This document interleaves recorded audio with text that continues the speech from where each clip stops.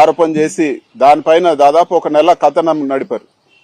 అసలు ఫైల్స్ అనేటివి ఫిజికల్ గా ఉండవు, ఆన్లైన్ లో కూడా ఉంటాయి, కింద ఎంఆర్ఓ ఆఫీస్ లో ఉంటాయి, ఆర్డీ ఆఫీస్ లో ఫైల్ కాలిపోతే పైన కలెక్టర్ దగ్గర కూడా ఉంటాయి అని చెప్పి పలుమార్లు మేము చెప్పినా కూడా అసలు వినే పరిస్థితి లేకుండా చెప్పిందే చెప్పి అక్కడ ఏదో జరిగిపోయిందనే ఒక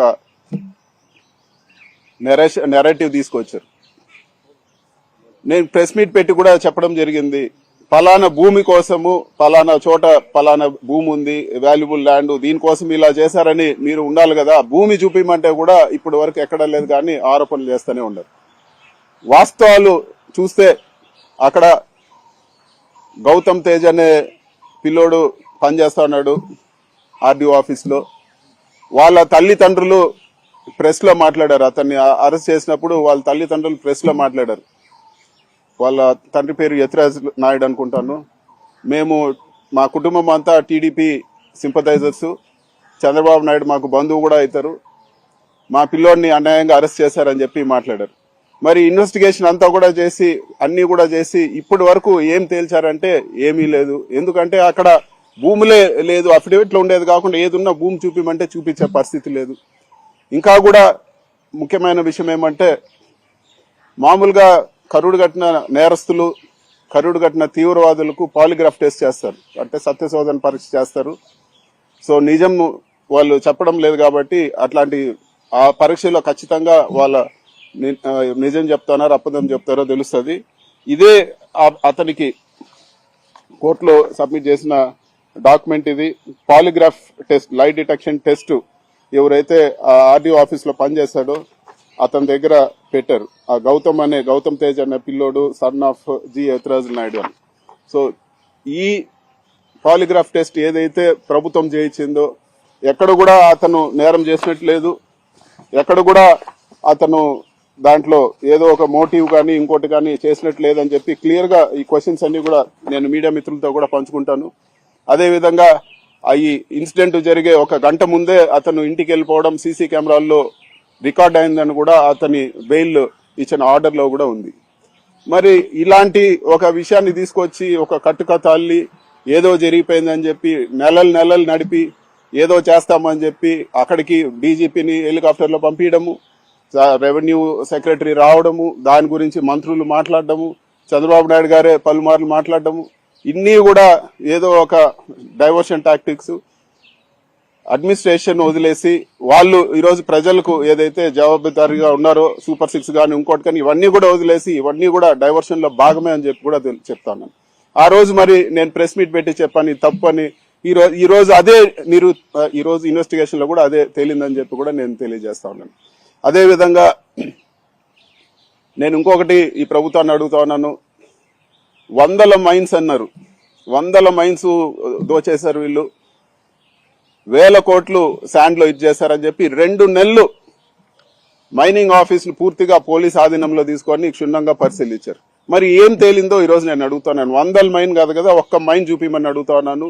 మరి ఈ 1000 కోట్ల డబ్బులు ఎక్కడ పోయాయి? ఇవన్నీ కూడా ఒక మనిషిని దెబ్బతీసేదానికి, రాజకీయంగా దెబ్బతీసేదానికి ఇవన్నీ కూడా పసలేని ఆరోపణలు అని చెప్పి కూడా నేను తెలియజేస్తా ఉన్నాను. ఇప్పుడు వరకు ఎక్కడ కూడా మేము ప్రెస్ మీట్ పెట్టి అడిగినా కూడా మీరు తెలియలేని పరిస్థితి ఉంది. మైనింగ్ లో ఏం జరిగిందో మేము అడిగినాము, ఇంతవరకు ఒక్క ఆరోపణకైనా మీరు ఎక్కడన్నా ఒక సాక్ష్యం చూపించారా లేకపోతే ఒక ప్రూవ్ చేశారని చెప్పి కూడా నేను తెలియజేస్తాను.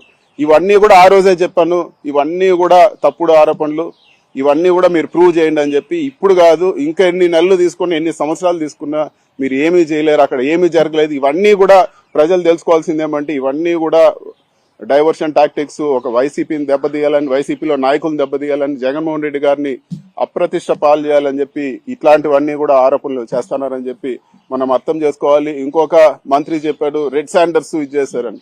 మరి నేను ఓపెన్ గా అదే రోజు ఛాలెంజ్ చేసినాను, ప్రూవ్ చేయండి, లేకపోతే మీరు రెడ్ శాండర్ వ్యాపారం మాకు సంబంధమే లేదు, ప్రూవ్ చేయండి, ఉంటే క్షమాపణ చెప్పు అని చెప్పి. ఇప్పుడు వరకు అత్తాపత్తా లేదు, బురద కొట్టడము, మళ్ళీ అడ్రస్ లేకుండా అత్తాపత్తా లేకుండా పోవడం, ఇది ఇక్కడ జరుగుతూ ఉండే పరిస్థితి. అదేవిధంగా నెల ముందు ఆరోపణలు వచ్చినాయి, 75 ఎకరాలు ఫారెస్ట్ ల్యాండ్ మొత్తం ఆక్యుపై చేశారని. నేను ఆ రోజు ఇక్కడే ప్రెస్ మీట్ పెట్టి చెప్పాను, ఈ పేపర్లో కూడా మా డాక్యుమెంట్స్ కూడా చూపించాను. ఇవన్నీ కూడా మా సొంత ల్యాండ్, ఇవన్నీ కూడా 2000 సంవత్సరంలోనే రిజిస్టర్ అయిన ల్యాండ్స్ అని చెప్పి. మరి మేము కోర్టుకు పోవడం జరిగింది. ఈరోజు కలెక్టర్ రిపోర్ట్ ఇవ్వడం జరిగింది. నేను ఆ రోజు ఏదైతే చెప్పానో, నేను ఏదైతే మా ల్యాండ్ డాక్యుమెంట్స్ చూపించానో 75.76 ఏకర్స్ మా కుటుంబ సభ్యులకు ఉందని చెప్పి కలెక్టర్ రిపోర్ట్ లో కూడా అదే ఉందని తేలింది. మరి ఈ రోజు అన్ని రోజులు దుష్ప్రచారం చేసి దానికి ఒక స్టోరీలు నడిపి దానికి డిబేట్లు పెట్టి ఎంత దుష్ప్రచారం చేశారో మళ్ళీ ఈ రోజు నిజం కూడా చెప్పాల్సిన బాధ్యత మీ పైన ఉందా లేదా అని చెప్పి కూడా నేను అడుగుతా ఉన్నాను. ఇట్లాంటి ఆరోపణలు చేస్తూ ప్రజల్ని తప్పుదోవ పట్టించే ప్రయత్నం చేస్తా ఉన్నారు. మరి ఈ కక్ష సాధింపులు ఎట్లుంటాయంటే, ఉదాహరణకు 2014-19లో నేను ఎయిర్పోర్ట్ లో ఉండగా నేను ఒక అధికారిని కొట్టానని చెప్పి తప్పుడు కేసు పెట్టారు. నేను ఆ రోజు ప్రెస్ లో మాట్లాడినాను, ఇది పూర్తి తప్పుడు కేసు, మీరు సీసీటీవీ ఫుటేజ్లు బయట పెట్టండి, ఇది తప్పుడు కేసు అని. ఆ రోజు నాకు ఇచ్చిన సమాధానం ఏమంటే, నువ్వు ఎయిర్పోర్ట్ లో ఉన్న ఒక గంట సేపే సీసీటీవీ ఫుటేజ్లు పనిచేయలేదు, సీసీ కెమెరాలు పనిచేయలేదు, మేము ఫుటేజ్ ఇవ్వలేము అని చెప్పారు. మరి అదే విధంగా తప్పుడు కేసు పెట్టి నన్ను జైలు పంపడం జరిగింది. తర్వాత ఏం జరిగింది? తర్వాత అదే వ్యక్తి ఎవరి దగ్గర అయితే బలవంతంగా కేసు పెట్టించారో అతనే కోర్టులో వచ్చి ఇది తప్పుడు కేసు అని చెప్పి కేసు కొట్టేయడం జరిగింది. మీరు సాధించింది ఏంది? మీ పైశాచిక ఆనందము జైల్లో పెట్టి ఒక ఆనందం పొందారు తప్పితే అది తప్పు అని చెప్పి కూడా ఆ రోజు మేము చెప్పాము. మళ్ళీ కూడా అదే తేలింది. ఇప్పుడు ఈ రోజు మళ్ళీ కూడా ఇంకో కొత్త నాటకానికి లేపారు. ఒక 2-3 రోజుల ముందు టీడీపీ వెబ్సైట్ లో ట్విట్టర్ లో పెట్టారు, 3,000 కోట్లు స్కామ్ చేశాడు మిథున్ రెడ్డి అని చెప్పి. అసలు మీరు ఎట్లా ఇలాంటి ఆరోపణలు చేస్తారో కూడా, లిక్కర్ స్కామ్ అని చెప్పి సంబంధం లేని విషయాలన్నీ కూడా నెట్టే ప్రయత్నం చేస్తారు. ఇది కూడా ఇప్పటి వరకు మీరు చేసిన పసలేని ఆరోపణలు ఇది కూడా భాగమే. ఇది ఢిల్లీ లిక్కర్ స్కామ్ లాగా అని చెప్పి మీరు మాట్లాడడం జరిగింది. ఢిల్లీ లిక్కర్ స్కామ్ లో ఏం జరిగింది? ప్రభుత్వ షాపులన్నీ కూడా ప్రైవేట్ పరం చేసి ఆ రోజు కేసు రావడం జరిగింది. మరి ఆంధ్రప్రదేశ్ లో ఏం జరిగింది? జగన్మోహన్ రెడ్డి గారు ఉన్నప్పుడు ప్రైవేట్ గా ఉండేటివన్నీ కూడా ప్రభుత్వం నడిపింది. మరి స్కామ్ ఎక్కడుంది? ఇప్పటి వరకు గత కొన్ని నెలల ముందు 50,000 కోట్ల స్కామ్ అన్నారు, మళ్ళీ ప్రజలు నమ్మరని చెప్పి మళ్ళీ 30,000 కోట్లు అన్నారు, మళ్ళీ 10,000 అన్నారు, మళ్ళీ ఇప్పుడు 3,000 అంటా ఉన్నారు. ఇది ఒక ఫిగర్ కు తీసుకొచ్చి ఇప్పుడు 3,000 అని చెప్పి టీడీపీ అఫీషియల్ వెబ్సైట్ లోనే పెడతా ఉన్నారు. మరి 3,000 కోట్ల రూపాయలు అంటే అది 300 కాదు కదా జోబులో మర్చి పెట్టుకునే దానికి. ఎక్కడుందో చూపిమని చెప్పి కూడా నేను ఈ రోజు డిమాండ్ చేస్తా ఉన్నాను. ఇట్లాంటి తప్పుడు ఆరోపణలు మీరు చేసి ఈ రోజు ప్రజల్ని డైవర్ట్ చేసి ఈ రోజు జగన్మోహన్ రెడ్డి గారిని అదేవిధంగా వైఎస్ఆర్ కాంగ్రెస్ పార్టీని దెబ్బతీసే ప్రయత్నం మాత్రమే అని చెప్పి కూడా నేను తెలియజేస్తా ఉన్నాను. ఒక జగన్మోహన్ రెడ్డి గారు ఒక పెద్ద చెట్టు అయితే మొట్టమొదటిగా కొమ్మలన్నీ నరికి చెట్టు నరికే ప్రయత్నం మీది.